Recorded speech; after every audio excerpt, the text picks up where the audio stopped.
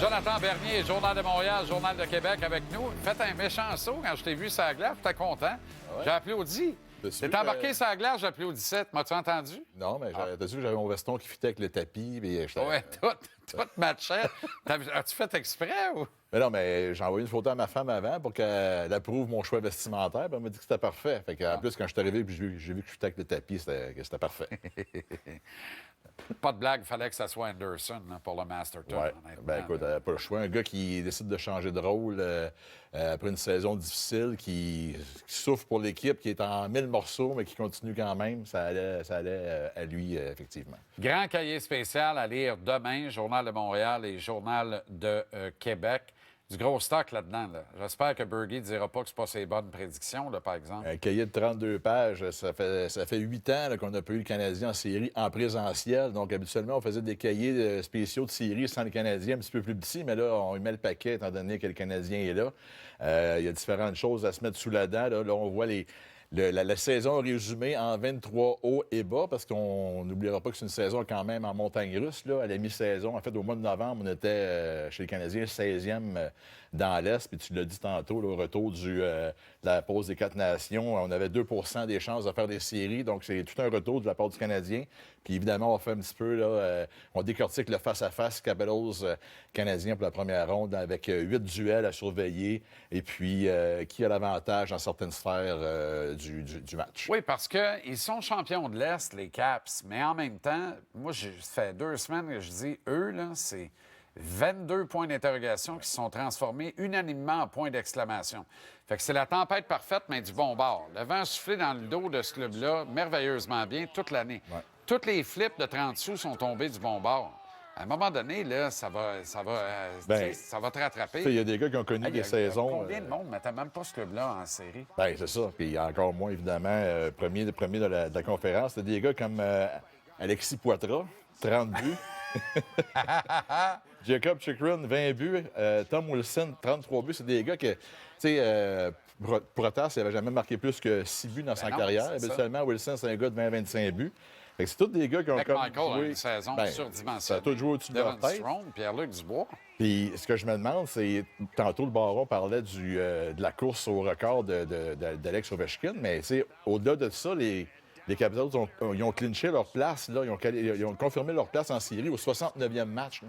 Ça fait 13 matchs qui roulent un peu là-dessus, qui vont comme la vague les pousse. Puis ça me ramène aux Bruins de Boston il y a 2 ans, qui avait terminé la saison avec une saison record, puis qui s'était fait sortir au premier tour. Qu'est-ce que Jim Montgomery avait dit à la fin?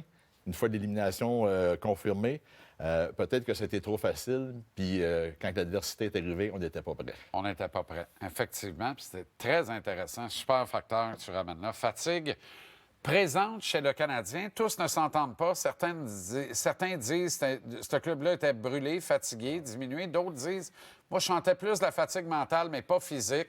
Puis, tu sais, le 4 jours là, sans match va faire du bien, puis on repart ça sur une page blanche. Évidemment, André et Aline, ce célèbre duo, va se mettre de la partie lundi. Là. Exact, ça amène toujours juste supplémentaire. C'est à peu près comme Gloria et Stéphane dans le noce.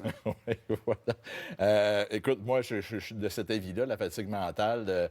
Les gars qui ont voulu résister, qui ont résisté pendant 10, 12, 14 jours à la poussée des Blue Jackets.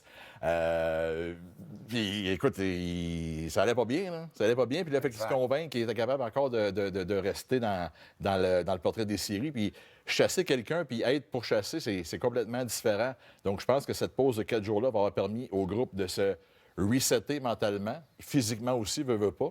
Parce que si la série avait commencé demain soir, d'après moi, le niveau d'énergie n'aurait pas été à son maximum du côté du Canadien. Est-ce qu'Ivan Demidov peut avoir un impact similaire à celui de Cole Caulfield qui arrivait du Wisconsin dans les rangs collégiaux américains en 2021?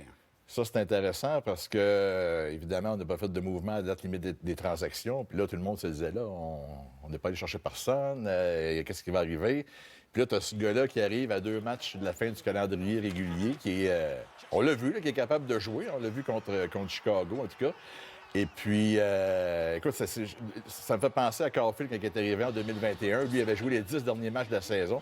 Puis en série, il avait quand même été un rouage important de l'équipe. Là, c'était 12 points en 20 matchs. Puis des jeux importants aussi dans des moments cruciaux. Là, pas des buts marqués dans une course perdante ou quand le club est en avance de 3 buts. Là. Donc, ça va dépendre aussi de l'utilisation que Martin Saint-Louis va vouloir en faire. Moi, je pense qu'on va voir beaucoup d'Emidov quand si le Canadien tire un peu de l'arrière puis sont à la recherche d'un but, mais du moment qu'on va être en avance, comme on l'a vu contre les Hurricanes, on va peut-être limiter son temps d'utilisation, juste le temps qui s'adapte là, à cette réalité-là des séries éliminatoires. David Savard prend sa retraite. Pas de grosse surprise là. Pas une grosse surprise, puis j'aurais dû y penser avant, parce que je lui ai parlé à la date limite des transactions quand il était content de rester à Montréal, puis il avait dit écoute, quand je serai plus là, je vais être encore un partisan de cette équipe-là. Puis moi, dans ma tête, c'est parce qu'il allait jouer ailleurs. Probablement qu'il pensait déjà à ce moment-là à la retraite.